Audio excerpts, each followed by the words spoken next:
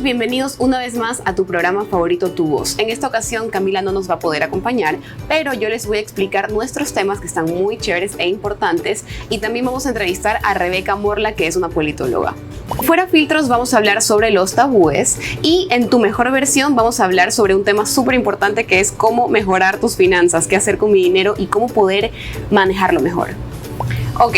Para ser sincera, el tema de los tabúes es súper extenso y teníamos una lista muy grande de muchos tabúes que existen todavía en la sociedad. Así que escogimos solo dos. Esto es Tabúes parte 1.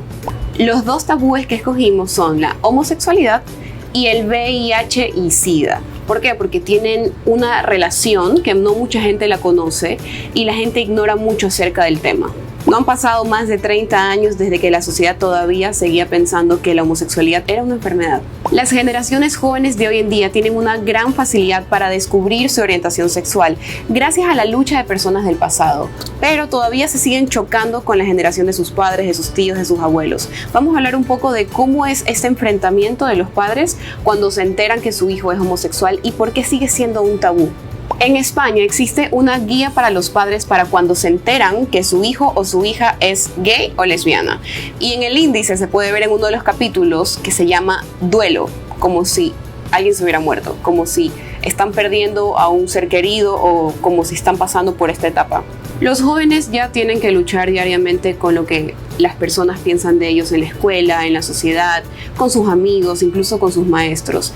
Y aparte de eso, tienen que ver cómo lidian con el shock inicial que van a tener sus padres al decirle que son homosexuales. En su hogar, ellos esperan apoyo y protección de parte de sus padres y de su familia, pero no siempre es así. Casi siempre hay un shock inicial que desencadena muchas otras cosas que les afecta a los jóvenes para poder encontrarse a ellos mismos y para poder amarse a ellos mismos tal como son y esperar a que sean amados tal como son. Muy aparte de la negación de la realidad, que es cuando los padres no quieren aceptar una noticia y tratan de convencer a sus hijos de que en realidad no se sienten de esta manera y que necesitan ayuda psicológica, como si la homosexualidad fuera una enfermedad mental, es la ira.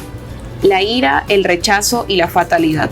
Muchos padres adoptan estos comportamientos en el primer estado, que es el estado de shock, cuando reciben esta noticia de que su hijo o su hija es lesbiana o es gay, y los apartan dentro del hogar, cortándoles la comunicación, haciendo como si fueran extraños, como si no es su hijo el que les está diciendo esta noticia y se ha convertido en un completo extraño con el cual no puedes compartir tus sentimientos y decir en realidad qué es lo que estás sintiendo y cómo te estás sintiendo en esta etapa de tu vida. Porque dicen que tanto los hijos como los padres cambian su manera de ser, porque así como el hijo sale del closet, que es una manera muy vulgarmente o cotidianamente dicha, los padres también lo tienen que hacer, porque se tienen que enfrentar a la sociedad para defender a su hijo. Y también, aparte de esto, uno de los comportamientos que tienen es el sentimiento o la reacción de fatalidad.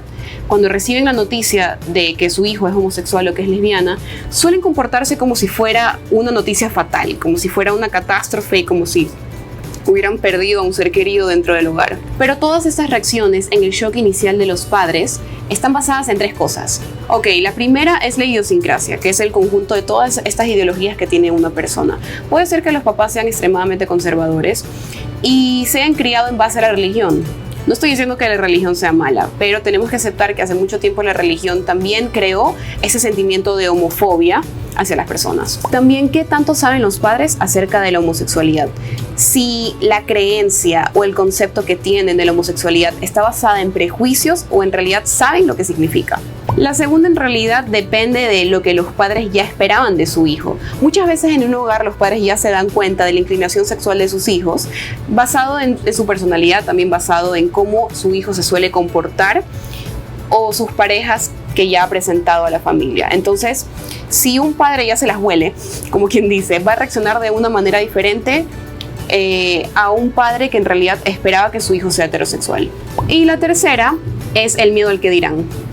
Muchas veces los padres no tienen miedo de que sus hijos sean homosexuales, sino que tienen miedo a cómo su hijo se va a tener que enfrentar a la sociedad y cómo ellos también lo van a tener que hacer para defenderlo. Después de esto viene la afrontación de la realidad, cuando los padres ya se han reconciliado con esta idea y con todas las peleas internas que han tenido del shock inicial. cuando tenían todos esos sentimientos negativos y estas reacciones equivocadas, cuando su hijo o su hija les dijo que era gay o lesbiana. Puede ser que después de esto esté la aceptación, cuando los acepten tal cual son y los ayuden a reunir las fuerzas necesarias para enfrentarse con la homofobia y con todos los prejuicios que hay en la sociedad, o la resignación, cuando los padres ya no quieren luchar en contra de una idea que no tiene compatibilidad con todo lo que ellos sienten. Depende mucho de cuál va a ser la reacción de un padre al recibir esta noticia, la manera de cómo su hijo va a desarrollar su personalidad en el futuro y sus relaciones interpersonales. Esta reacción que tienen los padres hacia sus hijos los va a ayudar a estar informados o desinformados. Si es que mantienen esta idea o esta noticia como un secreto, los hijos lo van a tratar así, como si fuera un secreto, como si fuera algo que tienen que ocultar. Y esto desencadena en cosas negativas, por ejemplo, la desinformación. Y cuando hay desinformación, no saben cómo cuidarse ante ciertas cosas, como el VIH o el SIDA. Otro de los tabúes que vamos a hablar en el programa y que se relaciona mucho con la homofobia y la homosexualidad es el VIH y el SIDA. Muchas veces las personas no saben cómo se relaciona la homofobia con el VIH y esta vez se los voy a explicar. A principios de los 80s hubo una gran propagación del VIH en Estados Unidos, específicamente en California, en Los Ángeles y en Nueva York. Pero no se conocía mucho esta enfermedad. Fue exactamente como el COVID en el 2020, a finales del 2019. No se sabía cómo esa enfermedad se transmitía y por lo tanto había una desinformación súper grande en cuanto a la transmisión sexual de la enfermedad. Y esto causó la propagación de la enfermedad VIH y SIDA en Estados Unidos. Ahora les voy a decir cuál es la diferencia entre SIDA y VIH. Es algo que no muchas personas lo saben y es importante que lo sepamos. El VIH es el virus de inmunodeficiencia humana que ataca a tus glóbulos blancos que se encargan de reconocer y combatir las infecciones. Estos son parte de tu sistema inmune. Y una vez que el cuerpo está debilitado, nace el SIDA, que es el síndrome de inmunodeficiencia adquirida. En este momento tú eres propenso a otras enfermedades. Si vamos a hablar de datos, hay 37.9 millones de personas con VIH actualmente en el mundo, pero de esos 9 millones no saben que lo tienen. En África, 1 de cada 25 personas tiene VIH y hasta ahora 35 millones de personas han muerto de VIH o SIDA. Algo que también quiero conversarles es que en 1985 una encuesta en Times publicó que las personas encuestadas dijeron que las personas que tienen SIDA deben hacer cuarentena obligatoria, tienen que tener un carnet que diga que tienen VIH y también tenían que tatuarse. Toda esta desinformación e ignorancia en cuanto a esa enfermedad hizo estallar una bomba de homofobia. Al SIDA le empezaron a llamar la peste gay. Esta empezó a ser una enfermedad muy temible en los Estados Unidos y alrededor del mundo porque no respetaba estratos sociales. Así como el número de muertes empezó a subir día a día, también el número de protestas. En 1980 y en el 2021 la desinformación no puede ser justificada, pero peor en el 2021 cuando gozamos de tantas fuentes de información para saber acerca de temas que en realidad son tabúes en la sociedad, por ejemplo el internet que está al alcance de nuestras manos. Y no puede ser posible que en pleno 2021 todavía existan personas que no saben acerca de esa enfermedad y tienen prejuicios sobre ella. Es importante saber de dónde viene esa enfermedad, cómo inició y cómo se transmite esa enfermedad para no tener prejuicios sobre ella y para dejar de segregar y apartar a las personas, tratarlas diferentes solamente por tener VIH o SIDA. Tener prejuicios sobre un tema habla mucho de ti.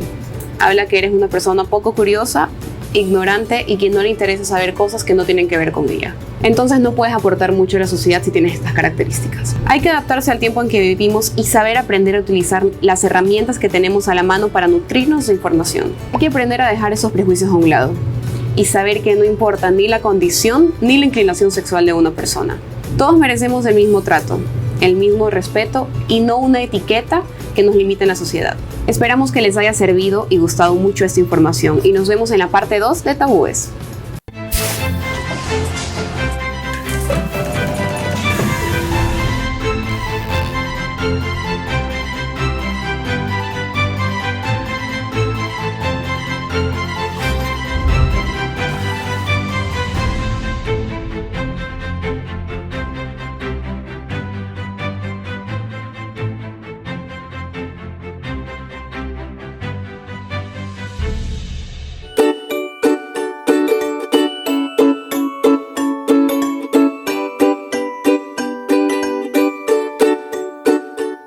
amigos, regresamos con Conociendo A y esta vez tenemos una invitada que se ha sabido desenvolver en un ambiente que generalmente era masculino hace muchísimos años, pero ya no es así porque las mujeres somos poderosas y empoderadas. Aquí tenemos a Rebeca Morla, la politóloga. Gracias, Rebeca, por venir.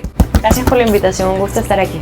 Les cuento que ya conocíamos a Rebeca. Rebeca estuvo con nosotras cuando éramos un programa de radio, así que ha estado con nosotras y ha sido testigo de nuestra evolución como programa de Tu Voz.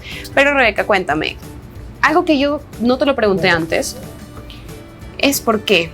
¿Por qué tú escogiste ser politóloga? Bueno, te cuento que yo no escogí ser politóloga, yo creo que la carrera me escogió a mí. De hecho, la historia es súper chistosa, yo siempre pensé que iba a ser abogada, siempre pensé que iba a estudiar Derecho, pero luego me dieron una beca para estudiar Ciencias Políticas y mis papás me dijeron como, ahí está tu carrera, o sea, claro, hazlo. Claro, ahí ya está todo, o sea, no, ni pienses que no, vas a rechazar una beca, ¿no? Ajá. Y empecé la carrera y me enamoré de la política, no sé todavía por qué, pero pasó. ¿No has tenido tal vez algún problema? ¿Nunca te han subestimado por el simple hecho de ser mujer en tu carrera? Sí, te cuento que, y es una lástima que todavía pase esto, ¿no? Ser mujer y ser joven en política es muy difícil. Claro. Es difícil porque generalmente te miran como que fueras menos, ¿no? Claro, como, te inferiorizan. Como que no supieras, como que no tuvieras experiencia. Y eso es algo que creo que a nosotras nos toca cambiar desde adentro, lastimosamente. A nosotras mismas ganarnos estos espacios, demostrando que tenemos capacidad, que no por ser joven quiere decir que no lo puede hacer, al contrario, el joven lo que quiere es aprender, es ganar más experiencia, es involucrarse en más cosas, somos curiosos, nos gusta investigar. Entonces, si alguien está dudando en darle espacio a un joven en política, por favor piénsalo 3 veces porque nosotros podemos aportar mucho más. Hablando de esto de jóvenes, también lo hablamos antes, pero quisiera que nos lo repitas. ¿Cuál es la importancia de que los jóvenes se involucren en la política? ¿Por qué deben hacerlo? Mira, yo siempre, y hay que reconocer, hay que empezar hablando siempre con la verdad, ¿no? Entonces la verdad es que lo que hemos visto en política no es bueno. Lo que hemos visto en política es corrupción, repartición de los recursos públicos y demás, ¿no? Entonces se entiende que la gente no se quiere involucrar. Esa es la idea que tienen de la política. Se entiende que la gente no quiera meterse. Es más, a nosotros cuando estamos investigando, estamos viendo si es que nos metemos o no, nos dicen, oye, pero ¿qué vas a hacer en la política? ¿Por qué te vas a meter ahí? Si sos sucio, sos corrupto, que ni sé qué. Pero creo que eso también es una tarea que tenemos nosotros, ¿no? Primero que nada, entender qué es la política. Y básicamente la política son las decisiones que se toman con respecto a los asuntos públicos, a los asuntos que nos competen a todos. De hecho, los políticos toman decisiones en nuestro nombre que se supone que son para nuestro beneficio. Claro. Entonces, no podemos nosotros olvidarnos de que lo que ellos están haciendo es tomarse nuestros nombres para decidir por nosotros. Y ahí es donde yo les hago la pregunta siempre. ¿Ustedes creen que cualquier persona puede decidir sobre su vida? Claro, no. ¿Ustedes quieren dejarle las decisiones sobre su vida a cualquiera? Yo creo que no, y por eso justamente es que nosotros nos corresponde primero estar pendientes de lo que pasa en la política, estar fiscalizando a nuestros políticos, estar exigiéndoles transparencia y rendición de cuentas, y por otro lado también entender que mientras más nos involucremos, mejor nos va a ir como sociedad, como país, como democracia. Esto de la política es nuestro y nos corresponde a nosotros adueñarnos de eso. Claro, nosotros somos los que decidimos quiénes son las personas que van a decidir sobre el futuro de nuestro país, de nosotros como sociedad, de nuestras leyes, las leyes que van a limitarnos o tal vez nos van a impulsar a ser mejores y a tener mejores oportunidades. Pero algo que yo creo que suele pasar mucho es que la gente suele confundir la política con la politiquería, ¿no? Que creo que es algo que sucede bastante en América Latina. Pero tenemos la oportunidad de difundir cierta información, que es algo que también te lo quiero preguntar. ¿Cómo tú utilizas las redes sociales para destacar, para informar, para difundir tus mensajes? Bueno, te cuento que desde hace unos meses yo empecé justamente a tratar de crear contenido político en mis redes. Usé mis redes personales, simplemente empecé a bombar a mis amigos con contenido político y no les pregunté. Pero sí, básicamente lo que he tratado de hacer en estos últimos meses es tratar de traducir ese lenguaje político, esos conceptos que normalmente no todos manejamos o siempre leemos estas palabras complicadas y no necesariamente entendemos qué es lo que está pasando, no Claro. necesariamente entendemos de qué se trata el proyecto de ley X o de qué se trata alguna polémica o algún tema que esté sonando en la palestra pública. Lo que yo trato de hacer es explicarlo de una manera más sencilla, de tal forma que todo el mundo pueda entender, pero buscando realmente acercar a los ciudadanos a la política, acercar a los jóvenes a la política. ¿Por qué? Porque si tenemos más conocimiento sobre este tema, es mejor para todos nosotros. ¿Por qué? Porque quiere decir que más actores van a estar involucrados en la democracia. Claro, y, de eso claro, y no le vamos a dejar el trabajo a alguna persona que tal vez no sea muy confiable. Además que se entiende que estamos sobresaturados de información, Exactamente. ¿no? Es decir, hay tanto, nos llegan por WhatsApp cadenas, están en redes sociales, nos abomban de memes, fake news. Entonces es muy complejo encontrar información certera, concisa, en medio de todo esto, y básicamente la idea Sí, es... básicamente tú te encargas de resumir y traducir a un lenguaje un poco más cotidiano cada noticia nueva que sale de política. Y yo creo que es súper importante que te sigamos porque tú me has enseñado muchísimo en redes sociales cada vez que yo veo que tú compartes algo. O cuando yo veo en noticias algo que no entiendo muy bien porque el lenguaje que suelen utilizar es extremadamente formal y utilizan ciertos conceptos que yo no comprendo y yo creo que un ciudadano común no lo puede lograr comprender. Tú lo haces de una manera súper fácil. Es como, ok, a eso se refieren, entiendo, entonces tengo que apoyar esto sí o no. Y creo que es hora que muchas personas se acerquen más a la política de esa manera, ¿no? Tal vez siguiendo a alguien que lo haga más dinámico, siguiendo a una persona que inspire, que impulse a que las personas nos involucremos. Otra cosa que te quiero preguntar es ¿qué te ha dejado esta carrera? Sé que eres una persona joven, como dijiste, que es un prejuicio que la gente tiene en la sociedad de que las personas jóvenes no pueden saber mucho de política. Eres una persona estudiada y que se ha sabido destacar. A tu edad, ¿qué es algo que tú rescatas? Algo como súper lindo que te ha pasado en tu carrera, algo que te ha llenado de orgullo. Sabes que yo creo, por un lado, que he sido muy afortunada porque he podido especializarme en lo que a mí me gusta. O sea, dentro de la ciencia política hay muchas ramas, muchas cosas que uno puede hacer. Como es una carrera que no es muy conocida todavía, que no tiene mucho espacio realmente, las oportunidades laborales son bien complicadas para los politólogos en Ecuador todavía. Entonces, en ese escenario yo he tenido la oportunidad de especializarme en lo que a mí me gusta, que es el tema de la comunicación política. He tenido la oportunidad de trabajar en campañas políticas aquí, afuera, y eso es, yo creo que es una suerte que no todo el mundo, sobre todo en esta carrera, tiene. Entonces eso por un lado, y por el otro, esta carrera me ha permitido conocer gente de muchos lugares, de muchos contextos, muchas realidades. Esta carrera me ha permitido conocer que donde yo vivo y mi círculo y mi burbuja no es la realidad. De hecho, hay muchas realidades muy, muy, muy difíciles que está viviendo la gente en este momento, y poder entender eso y poder entender otros puntos de vista y poder empatizar con estas realidades para poder proponer soluciones y política pública que esté acorde a la realidad. Creo que eso es lo más lindo que te ha dejado. ¿Y qué aspirarías de tu carrera? Bueno, por el momento yo estoy muy enfocada en trabajar en lo que te comentaba, que es comunicación política. Yo hago consultoría, estoy trabajando en algunos proyectos, pero más adelante sí creo que voy a atreverme a dar el paso y saltar a la palestra ya como política activa, ¿no? Te vamos a ver tal vez de candidata a algo, amiga. Yo voy a votar por ti. Gracias. Sí, claro espero que sí. Sí. Espero que en un futuro no tan lejano me estoy preparando para eso. Yo que siempre hablo de que tenemos que exigir tener buenos políticos, pues bueno, yo no puedo dar el mal ejemplo. Claro, no puedes no hacerlo. Sigo estudiando y sigo preparándome para dar ese siguiente paso.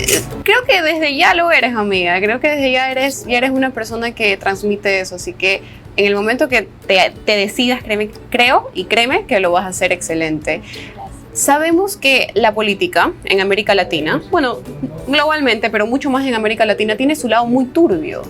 ¿Qué es algo que jamás harías? Porque estoy consciente que en esta carrera muchas veces hay tentaciones.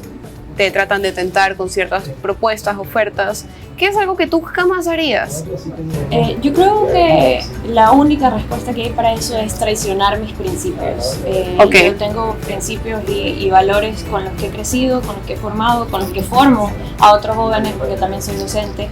Y eso sería traicionarme a mí misma, y creo que es algo que no sería serte infiel a ti misma. De hecho, tengo este tatuaje que me recuerda justamente que no hablando un poquito acerca de estos tatuajes, porque estamos hablando en el primer segmento acerca de los tabúes que hay en la sociedad.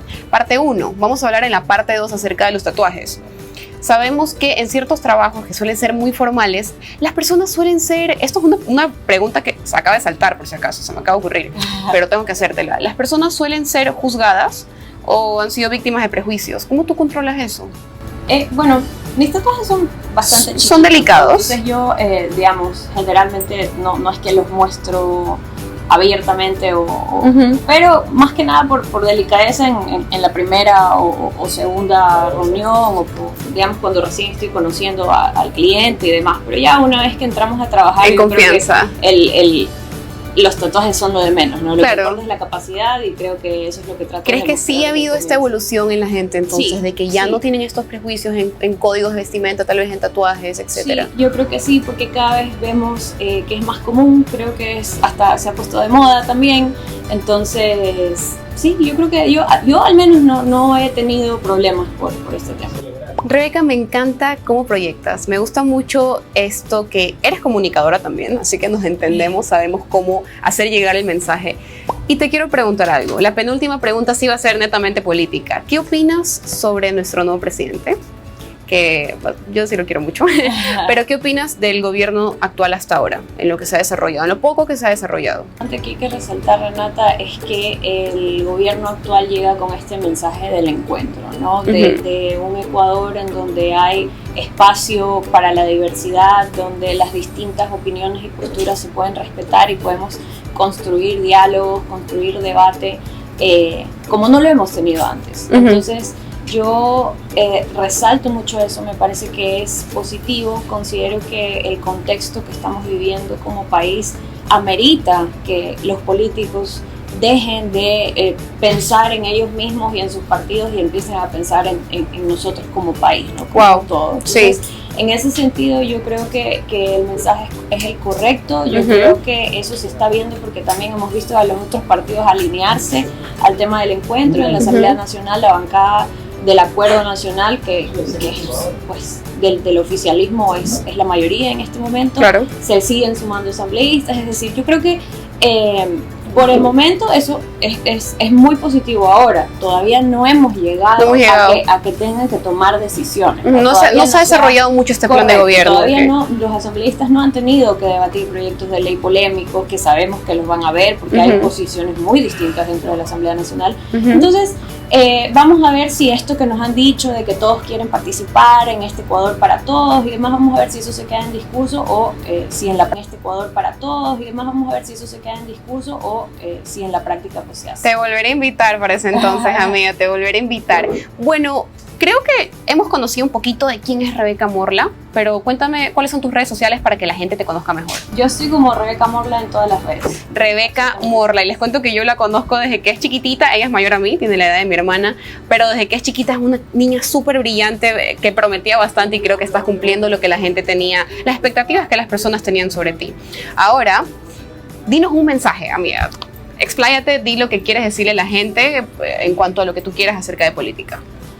Bueno, yo quiero aprovechar el espacio para nuevamente invitar a todos, jóvenes y no jóvenes, a que se sumen a los temas políticos, a que participemos en la conversación, a que nos apoderemos de los temas políticos, de los asuntos públicos que nos competen a todos, y que construyamos juntos ese país que queremos. Realmente claro que no sí. Nos podemos quedar sentados esperando que venga un político a cambiarnos el país y la vida, no. Claro que sí. Este cambio sale de nosotros, de la sociedad. Entonces, cuando nosotros unidos como sociedad civil trabajamos para que se cumplan estos objetivos que tenemos todos, porque yo creo que todos queremos vivir en un país mejor, y que nos permita crecer absolutamente a todos con Exacto. nuestros proyectos y demás. Si nos unimos, yo creo que lo podemos lograr. Claro, no todo sí. está perdido en política, No no todo. siempre la política va a ser sucia, corrupta y demás. Sí lo podemos hacer. Si en otros países se puede, créanme que acá también. Claro que sí, como tú dices, Rebeca, creo que aparte de cambiar de gobierno y de políticos, uno tiene que cambiar como persona para poder cambiar en conjunto como un vehículo como país. Bueno, chicos, ella fue Rebeca Morla. Te agradecemos muchísimo. Te he invitado muchas veces, pero por tiempo no has podido. Sé que eres muy ocupada, amiga, y la verdad es que estoy orgullosa de que seas una mujer ocupada, dueña de su tiempo. Así Te que felicito por el espacio.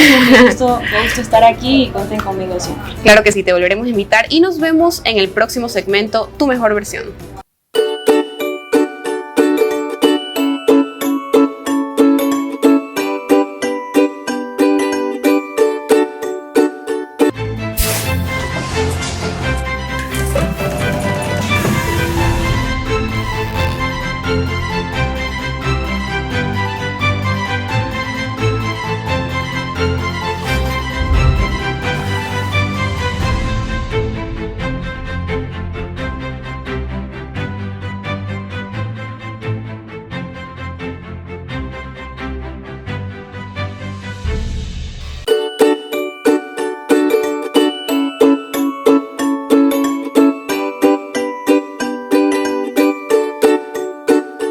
Hola chicos, regresamos con Tu Mejor Versión y escogimos un tema súper importante que ustedes mismos nos dijeron, que es cómo mejorar mis finanzas, cómo hago para poder ahorrar, cómo hago para poder invertir, cómo puedo escoger a un socio para un emprendimiento, cómo empiezo un emprendimiento. Todas estas preguntas se las va a responder María Sol Trujillo, que es ingeniera en administración de empresas. Y la primera pregunta es la siguiente: ¿cuáles son los mejores métodos de ahorro para una persona de 18 a 25 años sin cargas, que sí trabaja pero que aún no es independiente? Hola, ¿qué tal? Mi nombre es María Sol Trujillo, yo soy ingeniera en administración de empresas, tengo más de 8 años de trayectoria en banca y seguros y el día de hoy te voy a enseñar algunos tips sobre cómo ahorrar y cómo gastar. Bueno, primero, todas las personas tenemos una cuenta en algún banco, ¿no? Y estos bancos tienen métodos de ahorro, tienen varios nombres que obviamente no podemos mencionar, pero hay unos que, por ejemplo, tú firmas un contrato y tú solicitas que te debiten, pueden ser 40, 50, 100 dólares mensuales de tu cuenta principal y te la derivan a una cuenta pues destino. Este tipo de cuentas de ahorro, que son especiales, te van a dar un porcentaje superior a una cuenta de ahorros normal y dependiendo del banco te van a poner como cierto tipo de cláusulas, tipo de no puedes retirar todo tu dinero hasta que cumple un año, tipo una meta de un ahorro, ¿ok? Esto es súper chévere porque la mayoría de personas que son dependientes les pagan a través de una cuenta bancaria su rol de pagos. De esta manera es como que se obligan a ahorrar. Otra muy buena opción es que ciertas instituciones, pueden ser públicas o privadas, ofrecen al empleado ahorrar en cooperativas dentro de su misma institución y también les pueden ofrecer un porcentaje pues de interés bastante atractivo, ¿no? Ahora, eso para alguien sumamente joven, tú tienes siempre que recordar que el ahorro no es hola, voy a ahorrar porque sí, tú tienes que tener una meta, ¿por qué yo quiero ahorrar y sobre qué valor yo estoy destinada a ahorrar? ¿Qué es lo que yo quiero? ¿Cuánto es lo que yo quiero? Recuerda siempre trazar qué es lo que yo quiero, qué es lo que yo necesito y en cuánto tiempo me voy a tardar para ahorrar ese dinero. La segunda pregunta es: ¿cuáles son los mejores métodos de ahorro para una persona de 25 años en adelante que sí tiene cargas, que tiene un matrimonio y que también tiene hijos? Bueno, cabe recalcar que una persona que ya tiene 25 años se entiende que tiene unos ingresos un poquito más elevados. Y dado a esto hay muchas más opciones. Si bien es verdad, existe la opción número 1 de la primera pregunta, que son métodos de ahorro en cuentas extras en su institución financiera, pero adicional, ¿qué pasa? Si ya estás casado, tú lo que puedes hacer es crear una cuenta conjunta de ahorro con tu cónyuge, pues, ¿no? Y entre los dos ahorrar pues un monto extra. Recuerden siempre, nunca dejar dinero en una cuenta de ahorros o corriente porque realmente no van a generar grandes intereses. Siempre contratar un producto que me dé mayores intereses, un producto específicamente de ahorro. Adicional, hay más opciones. Existen pólizas internacionales de ahorro mensual o de ahorro anual. Deberías de considerar esto, puesto que este tipo de pólizas te ofrecen a ti planes más a mediano o a largo plazo. Por ejemplo, planes para comprarte tu primer departamento o para una jubilación temprana. Siempre le digo a todas las personas con las que converso, uno ahorra ¿para qué? Para un terreno, para la entrada de un carro, para una casa. Uno no ahorra para comprarse un celular, uno no ahorra para unas vacaciones. Ese dinero te debería de sobrar de tu salario y puede ser que lo vayas juntando poquito a poquito, pero los ahorros de verdad son para planes de vida grandes. ¿Cómo no malgastar mi dinero cuando vivimos en un mundo lleno de publicidad, de ofertas, que nos ofrecen muchísimas cosas a un precio muy barato? ¿Cómo sé cuando es una compra innecesaria? Bueno, primero que todo, en las redes sociales lamentablemente hay algo que se llama motores de búsqueda. Número 1 y número 2 hay el tema de los hashtags, etc. ¿Qué pasa? Que cuando uno busca en internet cualquier tipo de cosa de nuestro interés, inmediatamente nos va a salir publicidad de eso. Adicional, el teléfono te escucha y si tú estás hablando hoy día de ay, mira la nueva cartera de X marca, probablemente el día siguiente te vaya a salir publicidad. Entonces no podemos controlar ver publicidad en redes sociales. Lo que sí podemos controlar es cuando yo voy a comprar en mi tienda favorita en cualquier lado y sabes que me van a llegar correos de publicidad y usualmente cuando son tiendas que yo compro tengo tendencia a seguir comprando. Lo que puedes hacer quizás es quitar la suscripción del mailing, lo que te va a llegar a tu correo sobre publicidad para no caer en este tipo de tentaciones o dejar de seguir páginas en Instagram, en Twitter o en Facebook de cosas que te agraden mucho. No, pero yo quisiera estar al día en las novedades. Sí, pero ¿sabes qué? Es un método de tentación. Otro que a mí personalmente me ayudó mucho, yo evito ir a malls, a cualquier tipo de centro comercial. Porque la verdad es que uno hace el famosísimo window shopping, ir de compras así vitrineando, pero al final del día termina saliendo con algo. Entonces, ¿tienes que ir al mall? ¿Para qué específicamente? O si voy al mall no saco la billetera o solo voy con tantos dólares para comprarme el cafecito o a lo que yo fui. Y así evitamos tentaciones. En este año, en Ecuador, ¿en qué recomiendas invertir mi dinero si tengo una capital de $5,000? Exacto.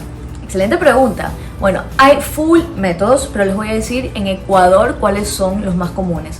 Número 1, hay pólizas a corto plazo o depósitos a plazo en las instituciones financieras, como bancos. Lo que yo siempre te voy a sugerir es que antes de ir tú a un banco a invertir, no lo hagas porque, voy al banco Papita porque el banco Papita es mi banco. No necesitas que sea tu banco donde tienes cuenta o tarjeta de crédito para tú poder sacar una inversión. Investiga qué es lo que hay en el mercado y quiénes te ofrecen las mejores tasas. En el mundo financiero, aunque no me lo crean, no es tan cuadrado. Tú puedes ir a negociar las tasas dependiendo del capital que tú tengas y el tiempo que tú lo quieras dejar. Recuerda, siempre debes de negociar. Número 1. Adicional, y número 2, hay algo que se llaman administradoras de fondos ecuatorianas. Hay muchísimas muy famosas. Las administradoras de fondos son nada más que un conglomerado, un grupo que se especializa en captar capital de clientes como tú e invertirlo en Bolsa de Valores de Ecuador. Puedes comprar papel comercial, facturas a plazo, acciones, etc. También está esa opción y aunque no lo creas, usualmente las administradoras de fondos te pagan un poquito más de interés que la banca nacional, entre 1 punto a 1,5 puntos. Así que si estás interesada en eso, te invito a que te metas en Google y que investigues sobre las administradoras de fondos locales. Vamos a hablar un poco de sueldos. ¿Qué porcentaje de mi sueldo es recomendable ahorrar? Bueno, primero que todo hay esta fórmula mágica que a mí me encanta, pero respondiendo a la pregunta, no me lo inventé yo, está en libros de economía, uno debería ahorrar el 30% de sus ingresos. Pero ojo, alto ahí, no es tan sencillo. Tú tienes tus ingresos y tú tienes tus egresos o tus gastos. Lo normal es que hagas una suma de cuánto ganas y cuánto gastas en gastos fijos y gastos variables y hagas una resta. El restante, sobre ese restante de entre tus ingresos y tus egresos, deberías ahorrar el 30%, porque es muy sencillo mandarla a ahorrar a la gente. Sí, ahorra un 30%, pero no consideramos que tenemos gastos. Entonces, lo más recomendado es ingresos menos gastos, el sobrante el 30%. Como un extra tip, una fórmula que yo la inventé, tú podrías hacer lo siguiente. Para que veas si estás sobreendeudado o no sobreendeudado. Del 100% de todos tus ingresos, tú te deberías de gastar hasta el 50% entre gastos fijos y entre gastos variables. El otro 50% deberías coger un 30% para un ahorro y el otro 20% para ti. para que te compres un lindo celular, para que te compres unos lindos zapatos, para que pases, para que te vayas de viaje. Haz y usa esta fórmula y vas a ver que te va a ir excelente. En cuanto a mis finanzas personales, ¿cómo yo puedo saber cuáles son mis gastos más importantes? Claro que sí. Primero que todo, hay un gran problema. Yo le digo el síndrome de Patricia Fernández. A las personas que vieron esta famosa novela colombiana que se llamaba Betty la Fea, Patricia Fernández era una chica, bueno, que tenía un estilo de vida muy alto, pero por no querer afrontar sus problemas económicos y aceptar su nueva realidad económica, obviamente no abría los estados de cuenta, no quería afrontar que su nueva vida requería de unos gastos más bajos, nunca se organizó y a la final le terminaron embargando el carro y tuvo muchos problemas. Lo primero que te voy a decir es, por favor, necesitas abrir un Excel. Y si no sabes usar un Excel o eres muy de la vieja escuela, una hoja con una pluma, con un cuaderno, y tienes que anotar gastos fijos. Tus gastos fijos son tu costo de vida. El costo de vida es, por ejemplo, agua, luz, teléfono, internet, cable, el cuánto te gastas en el supermercado o en el mercado. Tengo otros gastos fijos como por ejemplo pago el IES, pago un seguro privado de médico, de vida, vehicular, le compro la comida al perrito Toby todos los meses. Tú tienes que encasillar en una lista todo lo que tú gastas todos los meses. Gastos fijos es algo que yo gasto, que yo consumo los 365 días del año, ¿ok? Una vez que tú tengas claro cuál es tu costo fijo de vida, debes entender que esos son tus gastos prioritarios. María Sol, pero ahí no estoy metiendo el cine, ni la comida rápida, ni pegarme unas cervecitas.